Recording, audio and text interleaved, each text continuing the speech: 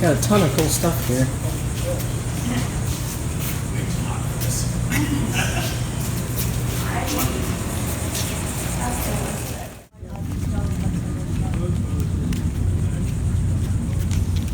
About to go on a boat tour of Charleston, South Carolina's harbor.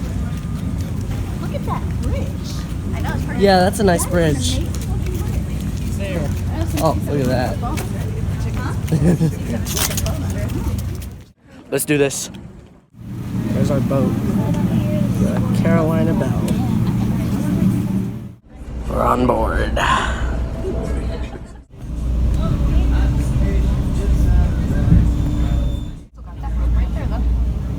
Yes.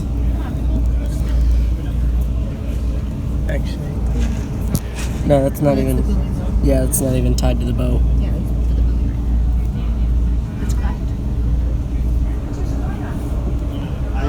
Plane. If I can find it, there it is. And we're on our way. That is a nice bridge.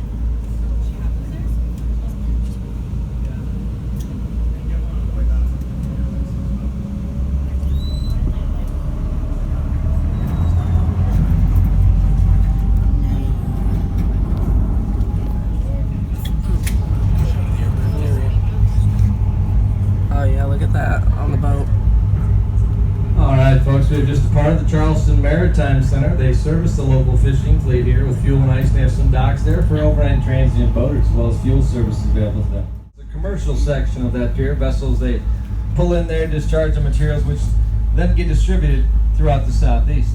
Union Pier. At the southern end of the pier, there's a tall white frame sticking up along the face, and that's the cruise ship terminal. Hey, We cruise get ship about 100 terminal. cruise ships here in Charleston every year, basically 2 a week. Most of them going to the Bahamas, Bermuda, and then there are a couple of transatlantic trips. Holy City. That first tall brown church steeple off to our right, St. Philip's Episcopal Church, the oldest congregation in South Carolina, founded in City Hall. And then St. Michael's, representing God's law. It is said that if you go down to that Four Corners, you get married, pick up your mail, pay your taxes, and go to jail. Well, that church has been there since 1761, but at some point you're going to notice it does have, it's a Roman revival type of architecture. That's the The cruise ship inscription terminal. across the top says United States Custom House. Well, work began on the Custom House in 1849. It was completed in 1879, and the reason that it took 30 years to build this Custom House here in Charleston, while they did stop construction during the Civil War, it took 19 separate acts of Congress to get the building finished. So apparently not a lot's changed with Congress over time. When originally built, they are discussing maybe expanding this park a little bit to the south, where this grass area is coming up to the right. This area used to be the center of commerce. There were some commercial wharves that were located over an inbound vessel and matched their speed. The pilot climbs off the gray boat, up a rope ladder, into the pilot house, and directs the captain and crew how to safely enter the port. And then once it is time to depart, the reverse happens. They operate 306 features. You'll find are these porches, verandas, we call them piazzas, and predominantly they face the south. That's because most days the winds would blow out of the south or southwest. Some of them do wrap around to the fronts of the homes, and others are on the tops. The ones on the tops of the homes are called widows' walks. Those were the sea captains' homes, and their wives would stand up there watching for their husband's safe return from sea. Sticking up above the houses, you can just see the top floor of that building behind them. That's the old Sumter Hotel. It is a condominium now. There was a young naval officer that stayed there back in the day. His name was John F. Kennedy, and he was being visited by Miss Denmark, Inga of Ard. Well, the FBI was concerned she was a Nazi spy, so they taped and monitored their conversations and time together. Well, for some reason, they didn't hear much on those tapes. But after that, he did get reassigned to a PT boat, thus ending that relationship.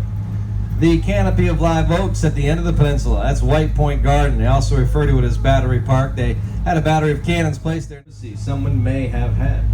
But once they got rotten enough, they'd cut them down and chuck them face down in the mud at low tide. And they would bury them face down at low tide. There are some buildings located up here today. They have the College of Charleston Grice Marine Laboratory, the South Carolina Department of Natural Resources Marine Division, and then the National Oceanic and Atmospheric Administration local offices are here as well. Now, These behind them trails a net. In front of the net, there's a piece of chain that goes along the bottom called a tickler chain. It stimulates the shrimp to pop out of the. Everybody knows Thomas Sumter's nickname. That'll get you a free non-alcoholic beverage or snack as well. Construction on Fort Sumter began in 1829. There was morning of April 12th, 1861 at 4:30 in the morning. That is when that first shot was fired from Fort Johnson. It was a signal mortar. It exploded above the parade grounds out there at Fort Sumter. It lit up the sky for miles around, and by 5 a.m. more than 40 cannons were firing on the fort. Now this attack continued for the next 34 hours and pretty much demolished the interior of the fort.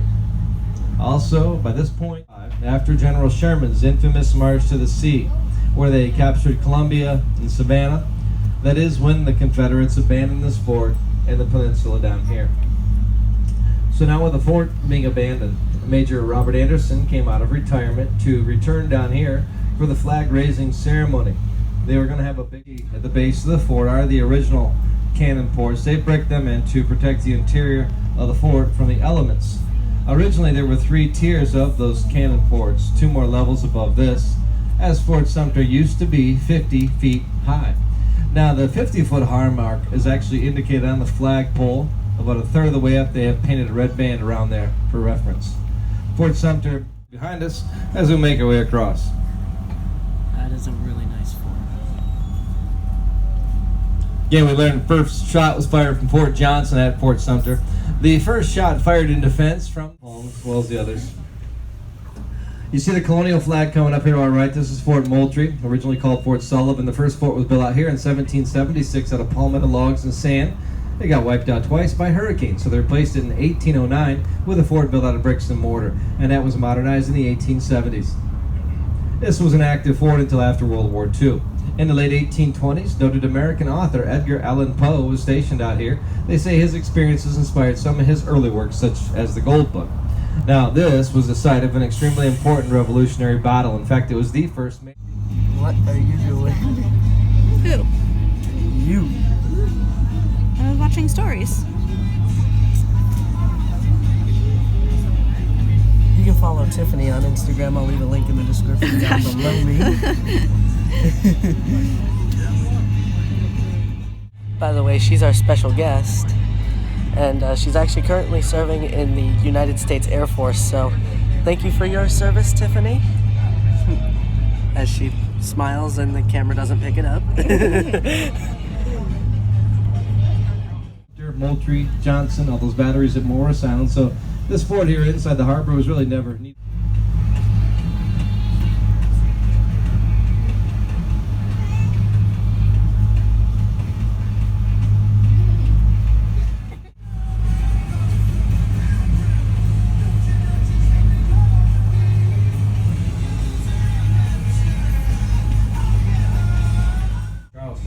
That Clamagor's in bad shape, and I guess the cost is becoming too much. I heard recently they're probably going to wind up towing that thing offshore and sinking it for a reef.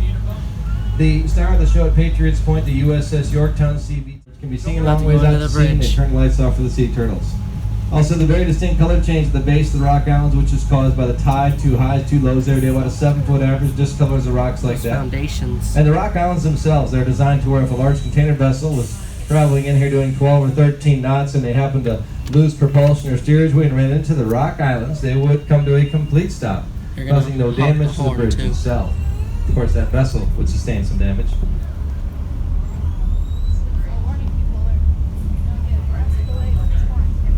And right under it.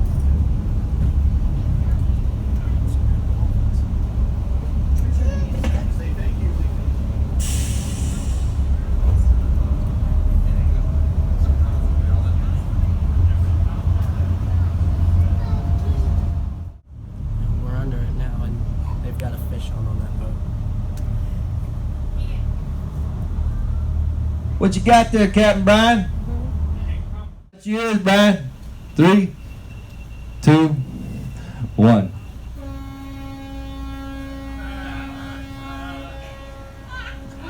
Oh, wow.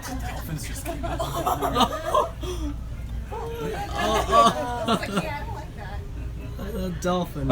If they let me, I'd probably sit here all day and blow that horn, but I would lose my hearing, my license, and get hit by vessels, and Wouldn't be good. We're dolphin off to our right there. So we'll turn back to the south here, make the final leg of the journey if you want.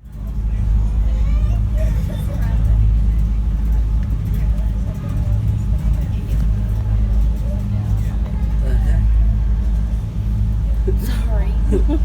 No, it wasn't you. I was looking at the bird. That's what I was trying to keep. I got him. So as I mentioned, you'll see Humvees, tanks, military vehicles, armored trucks, things like that.